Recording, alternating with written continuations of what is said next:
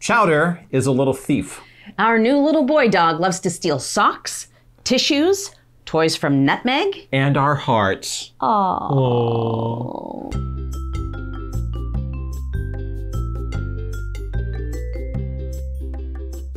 I'm Mr. Snapper. And I'm Red Snapper. Welcome to Project Nutmeg, and today we're talking about Chowder.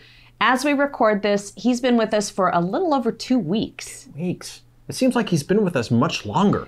Yeah, he's really settled in much quicker than I thought he would. He's racing through the whole 3 days, 3 weeks, 3 months checklist. We're going to talk about that in a bit, but first, let's bring you up to speed. We adopted Chowder from Doodle Rock Rescue. You can learn all about that process in a previous video, which we'll link to in the description below. Chowder was a stray who had some health issues. Hold on a second. And they're off. Now, what does he have? He just stole something else. Okay, give me that. He just hopped down and stole something else. Chowder was a stray who had some health issues when he was rescued. He had an incredible foster who took really good care of him. He's a happy little guy. There are a few things I know that I was concerned about when it came to integrating him into our pack. For instance, you never really know what baggage a rescue may come with. Coca, for instance, was horribly afraid of loud noises, like fireworks. Mm-hmm. A lot of dogs are scared of fireworks, but for Coca, it was hiding under the bed, trembling with fear, and any loud popping sound triggered that response. Yeah, under the bed was her safe space. So far, Chowder doesn't seem to have any such triggers. He's a bit leery of new things, places, people, but he warms up pretty quickly. Yeah, he's a bit anxious about agility equipment, but it's not a debilitating fear. Working with him, he now goes through the tunnel like a champ. He really does. Yes! Good job, good job, good job! And you, my little whomper, you did a good job. Here you go. Okay, here we go. Tunnel. Come on, tunnel. Up. And another thing we were concerned about was if he would get along with Nutmeg. They're getting along just fine. They are play, play, play. Non-stop. In the previous video, we talked about their meet cute. That's right. And how well they got along. It was important to me that Nutmeg meet Chowder somewhere neutral, at least not on her own territory, because I wanted to set her up for success. So we took Nutmeg to Chowder's foster home, and they got along great. Their personalities are a great match. They play a lot. They roughhouse. They share toys. They steal toys from each other. That's true. And it's really funny. They always want to have what the other dog has. Yeah. So even if they have like the same, like identical toys, you've got them matching mammoths. Mm-hmm. So they're I got them, yeah, matching identical toys. So they take their toys and they go off, but then one of them will look at the other one playing with the mammoth and will drop the toy and go over and get the mammoth from the other dog, and the other dog will go get the other. They just they switch toys back and forth constantly. It's kind of like a shell game. It is. It's the same thing with the yak cheese. True. I broke out a couple of yak cheeses we had left over from her puppyhood. Once she reached a certain size, the bigger dogs wanted the cheese, and then it became a resource guarding area for aggression, so we just took the cheese away. They are playing. It was just wonderful. We broke out the yak cheese and gave each of them a yak cheese, and they spent the first night with the yak cheese just, I'm gonna chew on my cheese over here. I see you have a cheese. I'm gonna steal your cheese, and then you go steal my cheese, and then let's switch again and again and again. And they just kept switching cheeses. Exactly. It's pretty silly. And that's the thing, though. They're not resource guarding. They steal from each other, but they share. Which leads to another concern, which is... It's not just spilling the tea. So you're going to knock over the tea. Let me just scoot my phone a little bit. That leads to another concern, which is territorial behavior, particularly around food. I'm glad that they're playing, but I'm used to dogs who fall asleep while we're doing this. Yeah, it's like, oh, we're here for a minute. This Bye. is a totally different problem. It's hi. Which is great. It's a great problem to have. Look at my feet. You may have to get some B-roll. Hey, careful.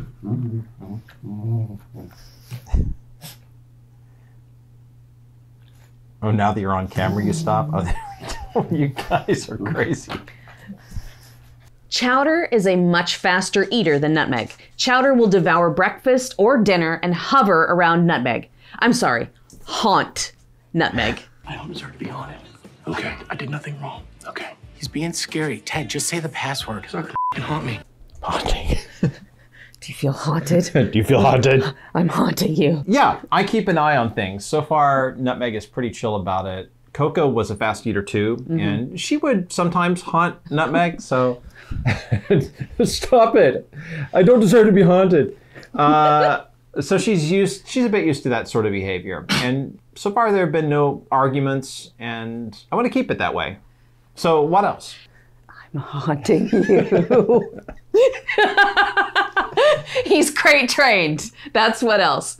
We may have mentioned this in a previous video, but we've never had luck with crate training. We tried to start it with Doodle, and it did not. Was Doodle the one who like bit the crate and got her mouth stuck? And she got her mouth stuck, and it was like, oh no, we can't. Like, okay. Yeah. We put Buster in the crate to introduce him to Doodle, but that was kind of like putting him in the Thunderdome, or like a shark cage, dropping him in the middle of the room. Well, he stayed in a crate a couple of nights. Yeah. Because he was used to sleeping in a crate with, I don't know, a cat. Something like that. At his previous owner's home. That would explain why he was so weird. He was weird. But we knew that Chowder had a crate with his foster, and we wanted to provide a space that was just his, where he could go if he needed to be alone. We set up a soft crate in the bedroom, a crate that we got for Nutmeg to take and try to get her used to for Agility League. That's right, Chowder. But he loves the crate, and she will go in the crate and haunt him. Hey, I'm haunting you. And I don't think he's using it because he's anxious or anything like that. I think it's because he's just used to that sort of environment, particularly during day job work hours. And sometimes he'll just go in there to sleep. Yeah. Okay, so the 3-3-3 sheet. Yes. We got this from Doodle Rock Rescue. I thought it would be fun to go over it and see how he's doing compared to the expectations that are set up for adopting a rescue dog. Yeah. And proper attribution actually comes from Rescue Dogs 101. So that's where it came from. So check them out. We'll put a link in the description. So this is the form. I got it in a text message. Yeah, so that's why it's got the little, but it's also, you know, I think somebody ran into our tea. I think someone ran into our tea. When they were playing and spilled it. But anyway, that's the form. Ding. That's what it looks like. And this breaks down what to expect or what you may experience in the first 3 days, what will happen after 3 weeks, and what will likely happen after 3 months. And this is just a guess. Yeah. They say right at the top, the 3-3-3 rule is a general guideline. Every dog is unique and will adjust differently. Give your dog space and allow him to go at his own pace. All right. And going at his own pace in the other room, somebody has the zoomies. Somebody has the zoomies right now. In the first 3 days, you can expect the dog to feel overwhelmed. They may be scared and unsure of what is going on, not comfortable enough to be himself, may not want to eat or drink, shut down and want to curl up in his crate or hide under a table, testing the boundaries. In our first 3 days, what we experienced, he was a little standoffish. He still won't give me kisses, but Buster didn't always give kisses. No. So, and Nutmeg, we had her since she was the tiniest thing. I met her at 4 weeks old. She gives. All she does is smooch. She gives lots of kisses. And it's fine. It may take him time, or he may not be that kind of dog. I would say, yeah, there was a little bit of overwhelm, a little bit of feeling unsure of what was going on, and maybe not comfortable enough to be himself, but just a little bit. Yeah. Just a little bit. He's a very social guy. He's very social, and he's had Nutmeg as his guide. She's like his comfort goat. If he's the racehorse, then she's his comfort goat. Yeah. And he is picking up the way things work through Nutmeg. Yeah. And she's learning to play, of course. And you know, it occurs to me now, like really looking at this, adopting a rescue dog, the thing is that he was with his foster for a while because of the health issues. So a lot of these issues probably he worked through while being fostered. You know, that's a good point. Yeah. That's a very good point. Because it says may not want to eat or drink. He eats. No problem with appetite, no problem drinking. And although he will, you know, take off and go to the crate sometimes, for the most part, he likes to hang out. He likes to be around us. Yeah, he is testing boundaries. For sure. And not just boundaries with Nutmeg and shenanigans. He's testing boundaries with us eating. Yeah, that's for sure. Well, I would say that, so we're the 3 weeks thing, so like we said, as we record this, he's been with us a little bit over 2 weeks. Yes. It says after 3 weeks, starting to settle in. He's settling in. I feel like he's pretty well settled. He gets into our bed. Yeah. Feeling more comfortable. Realizing this could possibly be his forever home. Figuring out his environment. Getting into a routine. We're big on routines anyway, and we know that dogs like routines. So in that way, we're kind of simpatico. It's like, we'll give you a routine. Don't worry about it. We will absolutely give you a routine. The morning latte foam, that's one of his favorite things. Mm-hmm. He will wait for it, just like Nutmeg will wait for it. Yeah. And training time in the evenings. Yep, which he wants. He wants training time. There are treats involved. Yeah. And there's the engagement, too. Lets his guard down. It may start showing his true personality. Behavior issues may start showing up. Now, I want to say, letting his guard down. We caught him last night on his back in his donut bed. He's been on his tummy or on his side, which that's okay. If they're on their tummy, they're ready to get up quickly. And if they're on their side, you know, no big deal. Nutmeg sleeps on her back. She's just sprawled. Mm-hmm. Sometimes her tail pops in for censorship. But, like, she's just wide open, very vulnerable because she trusts. And Chowder, seeing him sleep on his back, it was just delightful because he felt comfortable. He felt safe. To sleep safe with enough his belly exposed. To have his belly up. And he wasn't, I mean, these dogs could flip over quickly. But he wasn't in a position where he was ready to run. Yeah. So that's, I would say, yeah, all of that makes a lot of sense. But I think, again, we're ahead of the curve. And I think that we benefited, again, from a really great foster who took really good care of him. She worked on teaching him how to dog. Yeah, exactly. Because she had a dog, a bigger dog, an older dog. Very chill dog. Very chill dog. But she did have a dog as well. And then after 3 months, they are finally completely comfortable in his home, building trust in a true bond, gained a complete sense of security with his new family, and set in a routine. And I feel like we're well on our way to that after a little over 2 weeks. I think we are. I think we're, well, he's down with the routines. He is better in the car going on trips to Zoom Room than he was initially because we've gone a few times since we brought him home. The first time in the car was tough and we didn't have that far to drive, but he was unhappy. And we thought it might be a male poodle thing because Bus was awful in the car, constantly whining. And I would say that building a trust and a true bond, what might actually help with this as well, in addition to having a great foster, is the training.